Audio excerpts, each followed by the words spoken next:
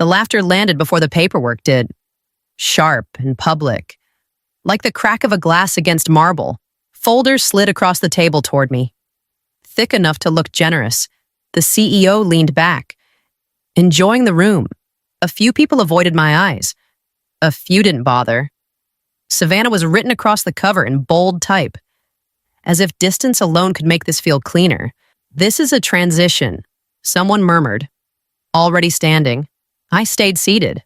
The air felt thinner, the way it does right before a fall. When the CEO finally looked at me, his smile widened, practiced and unbothered. He gestured to the stack. Have fun dealing with this mess. A ripple of amusement moved the table. The hotel. Historic. Bankrupt. On the verge. I'd seen the numbers. I'd also seen the footnotes nobody read. I pressed my thumb into the edge of the folder until it hurt. My name was already on the cover, printed like an afterthought. My name is Alara Whitmore. I am 37 years old. The sentence formed in my head while my stomach tightened. Not as an introduction, but as a reminder that this was the moment people would later pretend they hadn't witnessed. The CEO checked his watch. Somewhere down the table. A lawyer stacked his pen with surgical neatness. The room was ready to move on. I just need one thing, I said, and let my voice wobble. Not much. Just enough. The CEO tilted his head. Amused. The lawyer didn't. I opened the folder and slid a single page to the top. Cleanup language. Boring language. The kind people skim when they're already thinking about lunch. I kept my hands visible. Empty. Sign here. I added, softer. It makes the transfer cleaner. A pause, a breath. The lawyer leaned in, eyes flicking once to the margin, then away. The CEO waved him off without looking. He signed fast, eager to be done. Ink dragging slightly at the end. Chairs scraped. The meeting dissolved around me. Someone clapped again, uncertain this time. In the quiet that followed, I gathered the folders and stood. The paper felt heavier now. Alive in my hands. In the final pages. Buried among the debris they were so eager to dump. The claws waited dry. Precise, patient. A small note before I go on this story is a work created by the writing team at Revengeaita. Told as it unfolded. Not as it would later be summarized. I turned toward the door, already feeling the shift. The pull of something dangerous and deliberate taking hold. Why did the CEO's lawyer hesitate before the pen touched the paper? The lock fought me before giving in. The kind of resistance that felt personal. Inside. The front desk lights were off. A man in a windbreaker stood near the elevator bank. Phone already raised. He lowered it when he noticed me. You're late, he said. Like I'd missed an appointment that mattered. I'm early, I replied, setting my bag down where a bell once sat. Everyone else already left. He snorted. After the third lawsuit notice showed up taped to the door. I would have too. We walked. Not a tour. A procession. Every step brought another problem to the surface. Mold claims, wage disputes, a contractor's lien thick with legal language. Someone had scratched a crude warning into the drywall near the stairwell. Don't stay the night. You hear the stories, he asked? Stopping short of the hallway? People say it's haunted. I kept moving. People say lots of things. By noon. The rumor had legs. By sunset. It had teeth. I didn't correct anyone. I nudged. A post here. A whisper there. A call that never traced back to me. The city listened. Buyers backed off. Appraisers revised their numbers downward with embarrassed coughs. My phone buzzed. A message from an old colleague who never texted without a reason. He thinks it's radioactive now. No name needed. I pictured the CEO's smile tightening. His attention drifting elsewhere. At a folding table in the back office. A woman with tired eyes slid a folder toward me. If you plan to fight these, she said, tapping the stack, you'll need time. I'm not fighting them. I said, flipping the folder closed. I'm feeding them. Her brow creased. That makes no sense. It did. Just not yet. Outside, a pair of men argued over a survey marker near the curb. One kicked it aside. This whole block's dead, he muttered, loud enough to be useful. I leaned against the door frame and listened to the street decide my fate for me. Each word dragging the numbers lower. each rumor tightening the noose I wanted. What kind of investor profits from making her own property worthless by nightfall? An email landed from a city office asking for clarification. I typed back a single line and hit send. Careful with the phrasing, careful with the timing. The screen went dark. Somewhere uptown, someone would exhale and move on. Here, the ground was softening exactly where I needed it to. The archivist didn't look up when I placed the request slip on the counter. Her finger traced the line once, then again. She finally raised her eyes, measuring me. You're asking for material. Nobody requests anymore. I know. I said, that's why I'm here. She hesitated, then pushed a thin box toward me. The label was faded. The tape replaced more than once. You didn't get this from me. I opened it at a long table where the chairs creaked under small movements. The pages inside weren't dramatic. No bold warnings, just zoning notes, preservation addendums, and a section header that made my pulse jump, code 127. A man dropped into the chair across from me without asking. His tie was loosened. His sleeves rolled. That code ruins deals, he said, eyes flicking to the page. Most developers don't even know it exists. It protects corridors, I replied, keeping my voice even, and what runs under them. He smiled without warmth. You're not supposed to notice the aquifer until you already own the block. And the archives, I asked. Same rule, he said. Only certified entities can access what's below. Heritage status changes everything? I turned the page. My phone buzzed in my pocket. Once, then again. I ignored it. How fast does certification reprice a property like mine? He leaned back, considering fast enough to make people angry. I slid the folder closed. Good. A woman from the city office appeared at my shoulder, voice low. If you file for certification, you'll trigger reviews, public ones. I'm counting on it. She studied me, then nodded. Paper trail matters. So does timing. Back in the hallway. My phone buzzed again. This time I checked it. A message from a nonprofit I'd set up months earlier. Dormant until now. We can submit tonight. I typed back a single word and sent it. Proceed. As I stepped outside, a developer argued with someone on the steps. Frustration spilling over. That place is a sinkhole, he snapped. There's nothing there. Why would anyone hide a fortune beneath a collapsing hotel? My phone rang. A different number. I let it ring once, twice, then answered. The voice on the other end sounded cautious now. We're hearing things, he said. About Savannah. Then you're listening, I replied, and ended the call before he could take control back. He showed up late and didn't apologize. That was the first test. I watched him clock the exits before he noticed me. When he finally did, he smiled like someone who already knew the ending. You should fire me, he said, dropping into the chair across from my desk. If the rumors are true, I let the silence stretch. Papers sat between us, deliberately messy. Which rumor, I asked. He shrugged. Pick one. Structural issues. Insolvency? City pressure.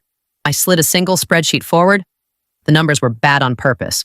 He scanned, nodded, and pushed it back. This collapses in 90 days. Make it 60, I said, and make it loud. His eyebrow twitched. You want panic. I want predictability.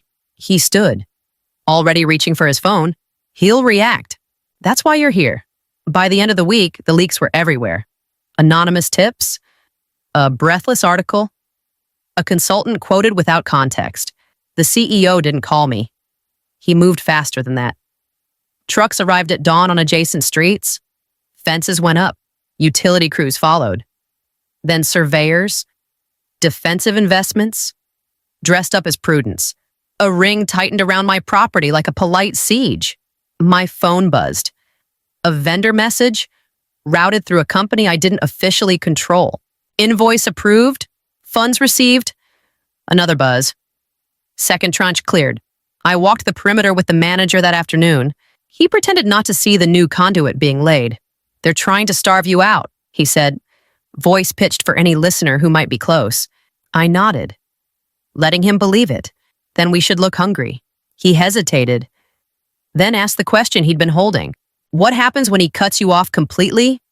I watched the crew lower reinforced lines exactly where my plans had marked months ago. The money kept flowing. Obedient and blind? What if your enemy's best move was exactly what you needed that night? A courier dropped off updated permits, stamped and clean. I signed where required and forwarded copies to 3 addresses the CEO trusted. The manager texted a final update before going dark. He bought it. Across town. Lights came on where there had been none. Here. The choke tightened, and with it, the foundation beneath me grew stronger.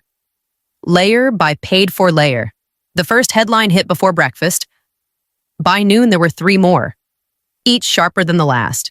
A producer called and didn't bother hiding the smile in her voice. "We're running a piece tonight," she said. "You should be available." "For what?" I asked. "Your response." She said, "Already done with me." I hung up and walked the floor. 2 rooms were empty that hadn't been yesterday. A housekeeper waited by the elevator. Keys in her hand. "They say inspectors are coming again," she said. "I can't afford another week like this." I nodded and took the keys. She didn't say goodbye. By afternoon, the phone stopped ringing. Not busy. Dead. The kind of quiet that presses against your ears. I sat at the desk and watched the silence spread. It felt intentional. A knock broke it. Not the front door, the side entrance. A man stepped in without looking around. He didn't offer a hand. "I have 10 minutes, he said. "Say something useful." "I know who you backed," I replied. "I know when he pushed you out." His jaw tightened. He sat. Another knock. Different face. Same posture. A woman slid her phone across the table without sitting. "This is what he promised," she said. "This is what he delivered." I didn't reassure them. I didn't defend myself. I let them talk. Every word was a fracture I could widen later. The news vans idled out front by dusk, lights waiting for a reaction that never came. Inside, a 3rd guest arrived through the kitchen. He laughed once when he saw the room. "You look finished," he said. "Then you should leave," I replied. He didn't. He closed the door instead. When the last meeting ended, the building felt hollowed out. No staff voices, no phones. Just me and the after-image of all the things said quietly while the city shouted. Who listens when the noise suddenly stops? My phone vibrated once. A short message from a blocked number. Board meeting moved up. I deleted it and sent a different text to a contact I hadn't used in years. Tomorrow, same place. Bring the documents. Outside. The vans finally rolled away. The quiet stayed. I locked the door behind the last guest and stood there a moment longer than necessary, already feeling the next pressure point forming, already moving toward it. He didn't give a name when he arrived. Didn't need to. The confidence did the talking. He set his phone on the table, screen down, and waited for me to notice it vibrating. "You're bleeding," he said. "Finally, we can stop it." I didn't touch the phone. "You didn't come here to be generous." A thin smile. "We came to be early." He slid a single page across the table. No letterhead. Clean numbers. The kind meant to feel inevitable. "We buy the property. Quietly. You walk away solvent." I let the paper sit where it was. Outside. A camera lens caught the light and moved on. "If I say no," I asked, "do you walk?" "No," he said. "We leak that we tried. That would hurt you. It would hurt you first." I stood, folded the paper once, and placed it back in front of him. "Then we're done." He studied me, then laughed, surprised. "You're making a mistake. I make them all the time." I replied, "This isn't one." By evening. The rumor was everywhere except where it mattered. A whisper to a banker who liked leverage. A forwarded email to a partner who hated being late. The offer took on a life of its own once it wasn't mine anymore. Calls I hadn't returned in weeks came through with different tones. Curious. Careful. A banker leaned forward during a call. Voice low. "You turned down real money. I turned down control." I said. Silence stretched. Then, softer. "Send us your updated projections.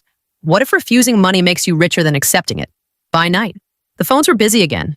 Not desperate. Interested. The numbers shifted without me touching them. Paper value swelling on air. I watched the change register and faces across screens.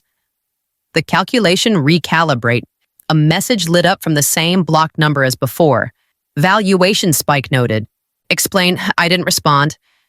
I forwarded the banker's request instead. CCing an address the CEO trusted too much. When the building finally quieted, I packed my bag and turned off the lights myself.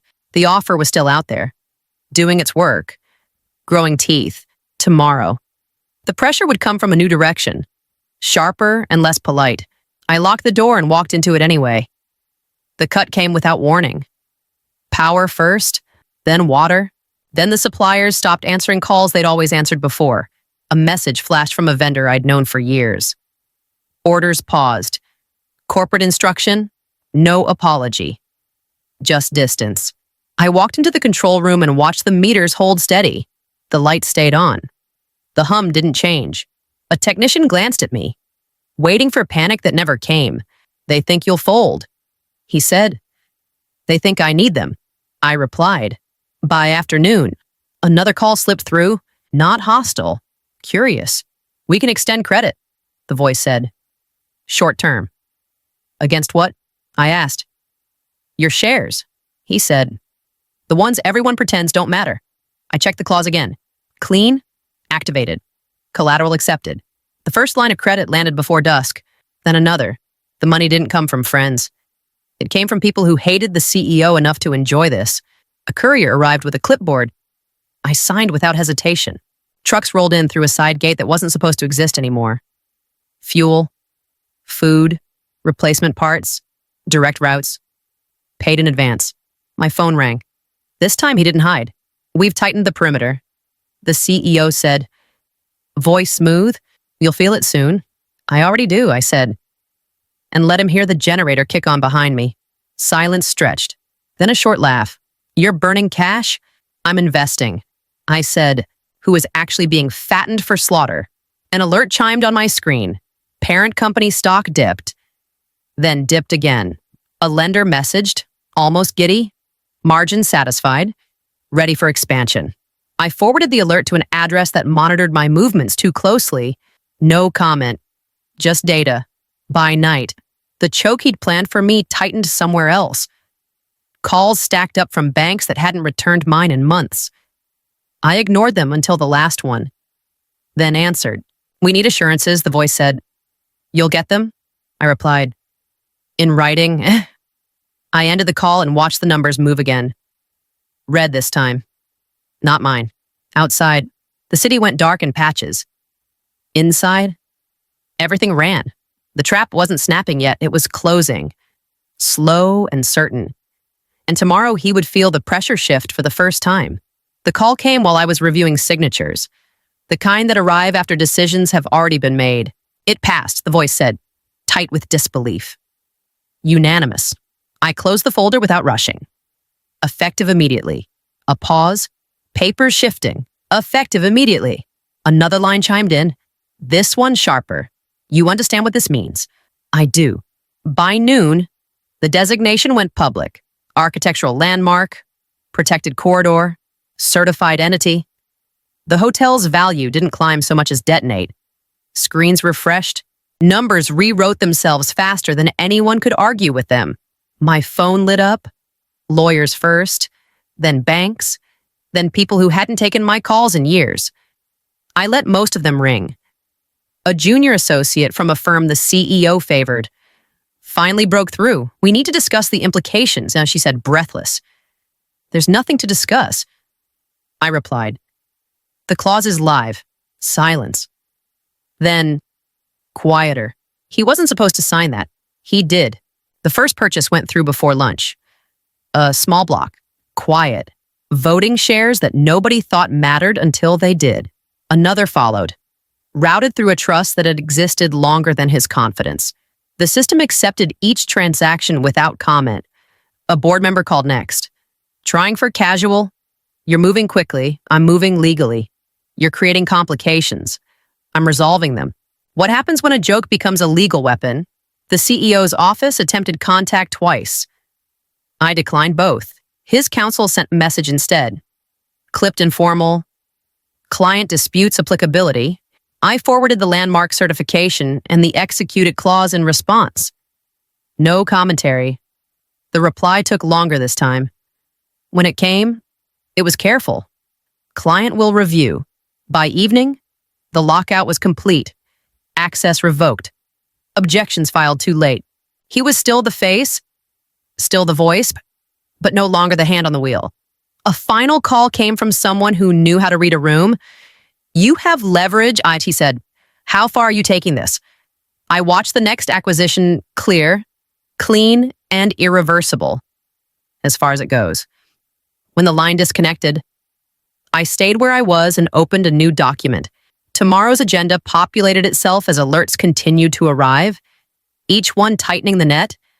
The device had been triggered. Now it would do what it was built to do. The alert came through just after market open. Not mine. His. The resort 2 blocks from mine glass. Steel. IGO went dark on the feeds. Permits suspended. Work orders frozen. A single line in the notice carried the weight non-compliance with preservation corridor. My phone buzzed once. Then again, I ignored both and kept reading as the price slid. Paused. Slid again. A third call forced its way through. I answered without greeting. We need to talk. I let the silence do its work.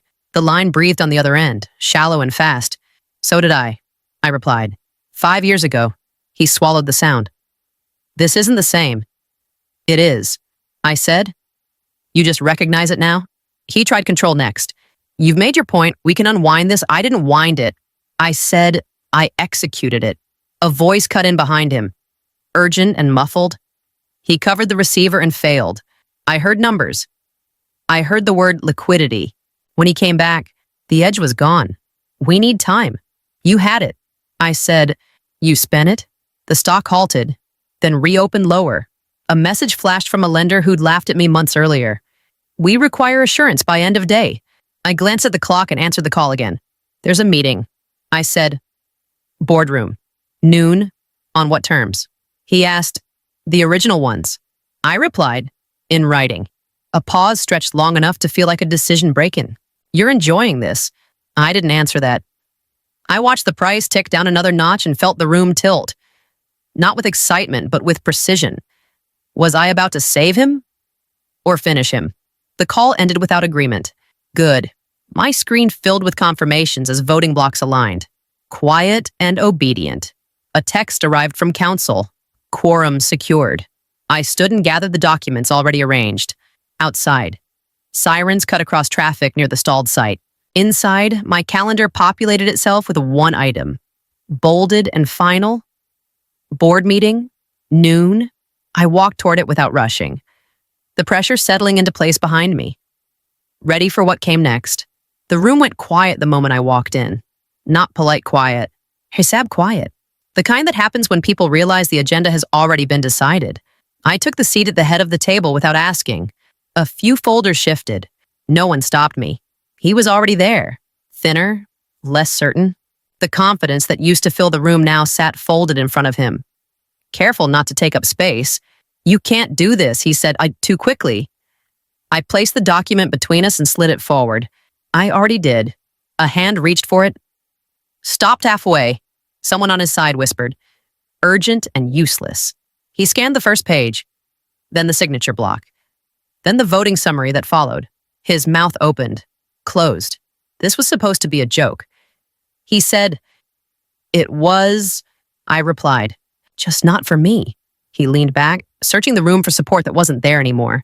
You want control, he said. Say it. I have control.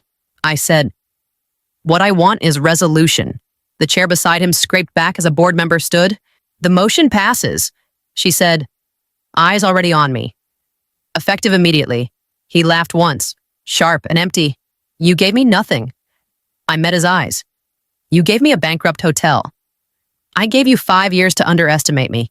His pen lay untouched near the edge of the table. Mine was already capped. That wasn't a joke. I said, the room moved on without him. Papers collected, phones buzzed, decisions rolled forward, clean and final. He stayed seated, staring at a future that no longer belonged to him. Later, alone, I stood by the window and felt the weight lift. Not triumph, closure, the kind that comes when you stop asking for permission. Here's what I learned when someone tries to humiliate you. Don't rush to defend yourself. Take the time to understand where the power actually sits. Then move quietly until it's yours. Thank you for staying with me through this. If this story resonated, I'd love to hear your thoughts in the comments. And if you want more stories about boundaries, patience, and choosing yourself, you know where to find them.